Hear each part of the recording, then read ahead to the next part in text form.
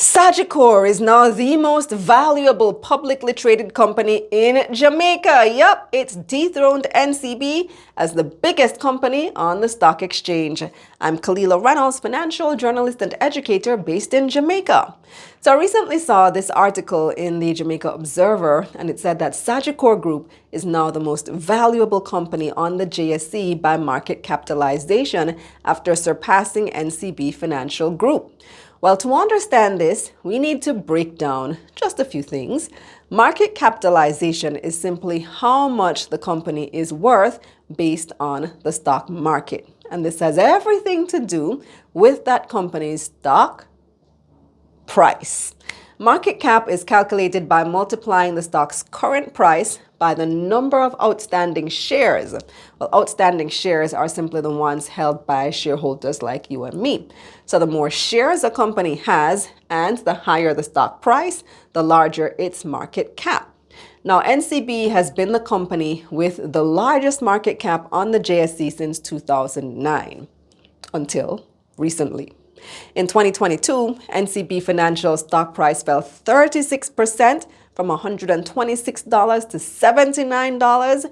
And if you take it from pre-COVID, the fall is even worse. Just before COVID, NCB was trading at around $210. But at the time I record this video, it's down to just $71. That's a 66% decline in the past 3 years. And because NCB's stock price has fallen, that means its market cap has also fallen. NCB's market capitalization is now $197 billion, or about 1.2 billion US.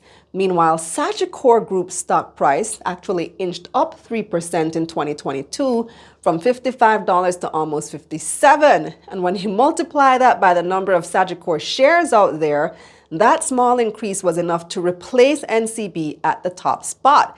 Sagicor's market cap rose to 222 billion Jamaican dollars.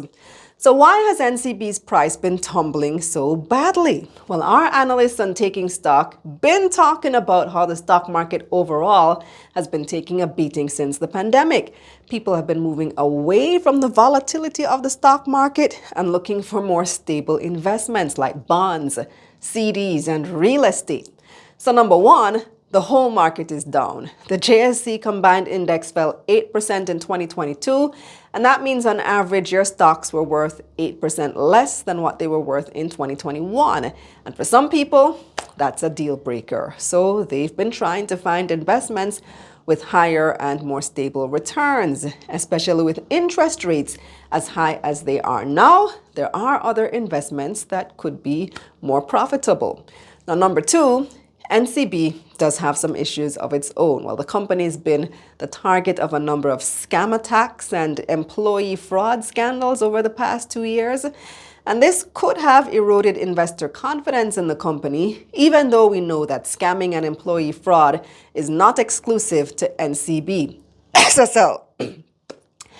And then number three, the whole issue of dividends. NCB has not paid dividends for over 2 years now, and investors are definitely not happy about it. You have to remember that NCB is Jamaica's largest commercial bank, and that same Observer article that I was talking about earlier noted that NCB Financial Group earned the most revenue on the JSE. That's almost 150 billion Jamaican dollars, or just under $1 billion US. And NCB Financial includes other subsidiaries for the group, but you get the point. So a lot of investors are looking for that success to be shared with them through dividends. Older investors especially tend to rely on those regular dividend payments to even pay their bills, but that hasn't been happening. So some of them have just given up and moved on to something else that is gonna pay them.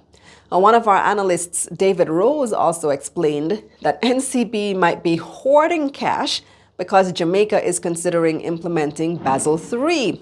Basel III is an international regulatory standard that requires banks to hold more cash on their books. He explained that since NCB is the island's largest commercial bank, it would likely be required to have a higher amount of money in reserves, to meet those new standards. So they actually can't afford to pay out dividends just yet. So, what do you guys think? Are you surprised that Sagicor has dethroned NCB? And what do you think about NCB not paying dividends? Let me know in the comments. Click the link in my bio and tap newsletter for money news like this straight to your inbox. Let's get this money.